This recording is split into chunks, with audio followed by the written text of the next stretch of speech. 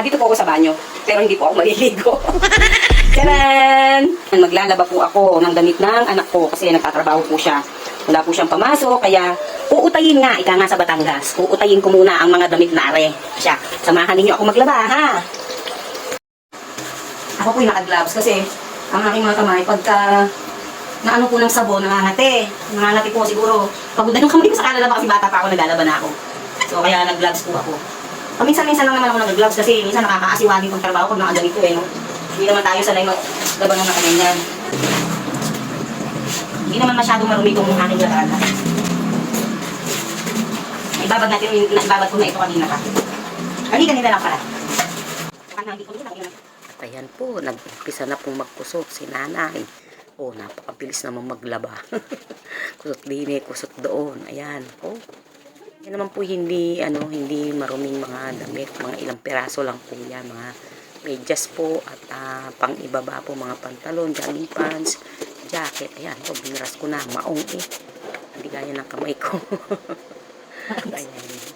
Ayan, nagsasabon na ako, maya-maya lang po ay magbabanlaw na ako. Ayan.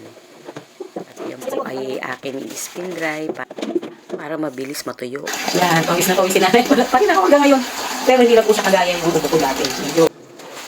Ayan, utay-utay ko na po binabanlawan. Ayan. So, tiga lang po yan. At mamaya naman po ibababad natin sa downy para po bumango ang damit. At gagamitin po bukas ng umaga. Susuotin. Ayan. Bilis magbanlaw.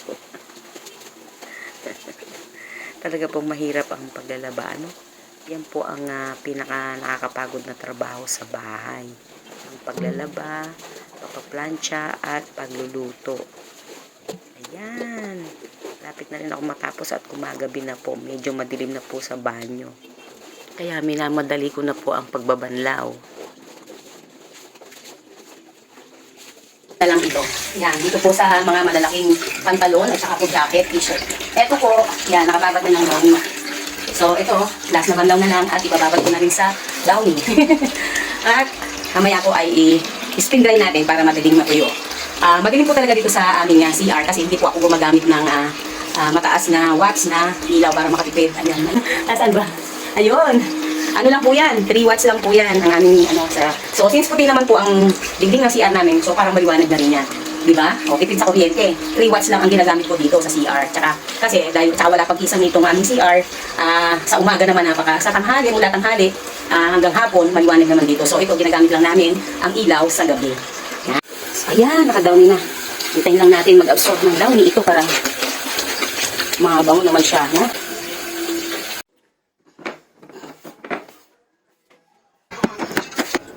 Ayan po, i-dryer na natin. Hanggang po lang. Ayan, madilim na. Sinasampay na yung nilabaga ko. Pagpag mo, Sai! Para mawala yung lukot-lukot. Ayan, magdamag yan. Tuyo yan.